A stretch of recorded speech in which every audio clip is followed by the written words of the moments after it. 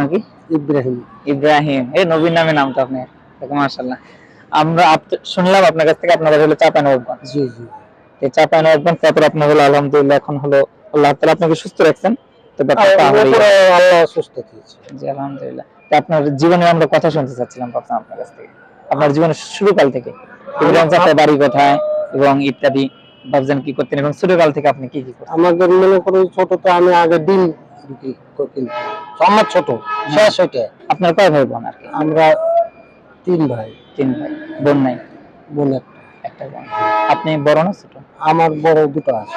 আপনি তার মানে ভাইদের মধ্যে ছোট? ও আচ্ছা আচ্ছা। আর বোন আপনার? বোন বড়। বোন বড়, আচ্ছা আচ্ছা। ভাইয়ের বড়। ও আচ্ছা, ভাই কালার বড়। ও তার মানে সবার বড় আপনার বোন। ও আচ্ছা। ইব্রাহিম চাচা তারপরে ছোটকাল, তাহলে তো আপনি খুব ভালোবাসা পেয়েছেন আপনার বাপ মায়ের কাছে। আমাদের ভাই ভাই মনে করেন যে তারা যখনই বড় হয়ে গেল তখনই ভিন্ন হয়ে গেছে। ও আচ্ছা আচ্ছা আচ্ছা। আপনার আব্বা কি করতেন? আমার আব্বা আগে মনে করেন যে কাজ কাম করতো, পেটের অসুখ ছিল, বড় অসুখ ছিল, মারা গেছিল। মারা যাওয়ার পরে মোটামুটি 30-35 বছর হলো মারা যায়। মারা যায়। ও আচ্ছা আচ্ছা। তো আপনার ছোটকাল কিভাবে কাটলো? আপনি ছোটকাল আপনার মায়ের সাথে থাকতেন, তো অবশ্য আপনার মা ছিলেন, আমার বড় বোন ভালোবাসতেন, তাই না? এসব কিছু মিলে আপনার ছোটকালটা কেমন ছিল? ছোটকালে কষ্ট ছিল। ছোটকালে কেন কষ্ট ছিল? ওরা তখন মনে করেন যে অসুস্থ ছিল, 20 টাকা 15 টাকা, আমার জীবনে 6 টাকা পর্যন্ত, 5 টাকা পর্যন্ত, 3 টাকা পর্যন্ত কাজ করেছি পরের বাড়ি। ও, 1 বছরে 500 টাকা। কি কাজ করতেন সে সময়? ওটা যখন 500 টাকা দিত একটা বছরে, তখন মনে করেন যে গরু চড়াইতে। গরু চড়াতেন? আপনাদের দিকে গরুর আবাদ হয় তো? গরুর আবাদ। তারপরে মনে করেন যে কিছুদিন মনে করেন যে ডিম বিক্রি করতেন, গ্রামে কিনে কিনে এখানে ওখানে বেঁচে বেড়াতেন। তারপরে কিছুদিন আবার মনে করেন যে পাউরুটির ফ্যাক্টরিতে ছিল।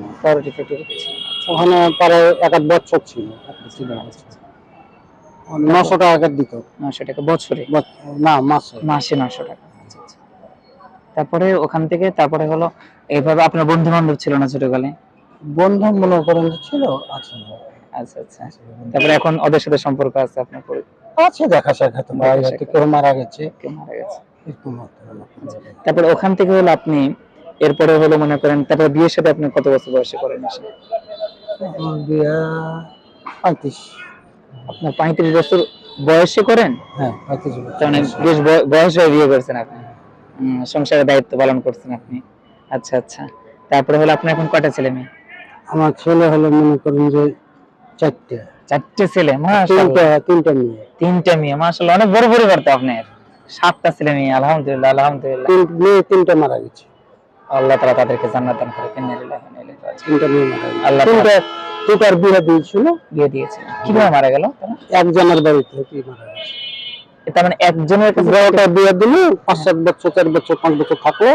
থাকার পরে আবার ওটা মারা গেল, তখন মাইয়াটা আবার বিয়ে দিল। আবার ওই জামার কাছে দুটো সাপে কেটে একই কেস। আচ্ছা আচ্ছা। দুটো সাপে কেটে। তারপর তৃতীয়টাকে? এটা 5 বছর 6 বছর বয়সে ডায়রিয়া হয়ে মারা গেল। ও আচ্ছা আচ্ছা। আল্লাহ সবাইকে জান্নাত দান করুন। তারপরে আপনার নাতিপুতি নেই? আচ্ছা আচ্ছা, নাতিপুতি আছে। তার বাপের কাছে আছে? বাপের কাছে বিয়ে হয়ে গেছিল। বিয়ে হয়ে গেছে? বিয়ে হয়ে গেছে, মাশাআল্লাহ। আচ্ছা, যাই হোক, এরপরে হলো তাহলে আপনার ওখান থেকে আপনি হলো ঢাকাতে কাজ করতেন? জি জি। ঢাকাতে কিসের জন্য কাজ করতেন? ওটা মুক্তারপুর, মুন্সিগঞ্জ। কিসের জন্য কাজ করতেন? ওটা শাহ সিমেন্টে কাজ করতেন আপনি? আচ্ছা, ওখানে কিসের দায়িত্ব ছিল আপনার? ওই ট্রলারের ভিতরে কাজ করতাম। পানি যাওয়ার ট্রলারের ভিতরে কি কাজ ছিল? ওই বাইচা দিয়ে মালগাড়াতে আনলোড করে ফাঁকে দিতেন। তারপরে 5 কিলোমিটার ভিতরে ভিতরে এটা নামিয়ে গেছে। আপনার পাটা এর ভিতরে নেমে চলে গেল? পাটা দুবার অপারেশন হয়েছে। আপনার কোন ডাক্তার এটা কিভাবে কাটে? ওটা ঢাকা পঙ্গু হাসপাতালে। এটা শাহ সিমেন্ট কোম্পানি আপনাকে করেছিল নাকি? চিকিৎসা করেছিল, ভালো চিকিৎসা করেছিল। ভালো চিকিৎসা করেছিল, জি আলহামদুলিল্লাহ। এরপরে হলো তারপর থেকে আপনি হলো আপনার জীবিকা, তারপর থেকে আপনি এই রাস্তায় নামছেন না অন্য কিছু করতে? আমি অ্যাক্সিডেন্টের পর থেকে 1 বছর পরে আমি রাস্তায় গেছি। এভাবে আপনি আপনার পরিবার তো আছে, পরিবারের কাছে যান কতদিন পর? 5 দিন 7 দিন 4 দিন। গেলে আবার মনে করো হয়তো 10 দিন 12 দিন 5 দিন থেকেই গেল। যে আল্লাহ তাআলা সবাইকে আপনার ভালো রাখুক, আমরা দোয়া চাই। আপনার কথা শুনলাম যে আপনার জীবন আসলে অনেক কষ্টের, স্কুলে যাওয়া হয়নি কখনোই আপনার। স্কুলে গেলে এই জায়গাতে এই স্টেশন আসতেন না, ও কোম্পানিতে আমাকে কোনো কাজ দিত অবশ্যই না, তারপর অনেকে দিয়েছিল আমাকে। চিকিৎসার পরে বাড়ি আসি তখন কিছু চাকরি দিয়েছে সার্সিমেন্ট গেলে হয়তো দিলে 10 টাকা গেলে কিছু দিবে, আবার তো আমি যাইনি। নিজেরই আত্মসম্মানের কারণে যাওয়া হয় না। যাই হোক, আল্লাহ আপনাকে উত্তম থেকে উত্তম বিনিময় দান করুক ইব্রাহিম চাচা। আল্লাহ আসলে আপনাকে সুস্থ রাখুক, আপনার পরিবারের দায়িত্ব আপনি এইভাবে পালন করছেন। আল্লাহ আপনার মেয়েদেরকে জান্নাত দান করুক। আপনার আব্বা আম্মা দুজনে মারা গেছেন, জি মারা গেছে, দুজনকে আল্লাহ জান্নাত দান করুক। আপনার বয়স 60, জি 60 বছর বয়স, কিন্তু পার হবে 62-3 হবে, 63 বছরের মতো বয়স, কিন্তু আপনার বোঝা যাচ্ছে না। যাক আলহামদুলিল্লাহ, আল্লাহ আপনাকে আল্লাহ দোয়া করবেন, আল্লাহ যেন আপনারা সুস্থ ভালো থাকে, আমার পরিবারকে ভালো থাকে। আমিন আমিন। আমার একটা ছেলে মনে করেন যে লেখাপড়া করেছে, যাক আলহামদুলিল্লাহ আলহামদুলিল্লাহ। চারটে ছেলে তো কি করে যেন, এটা শোনা হলো না আমার। একটা মনে করেন যে ভিনো আছে, বিদেশে আছে। বিদেশে আছে? কোন দেশে? ওটা হ্যাঁ, মালয়েশিয়াতে আছে। আচ্ছা আচ্ছা। আর একটা মনে করেন যে ওই ইয়াতে আছে, কাজ কাম করে। আর দুইটা?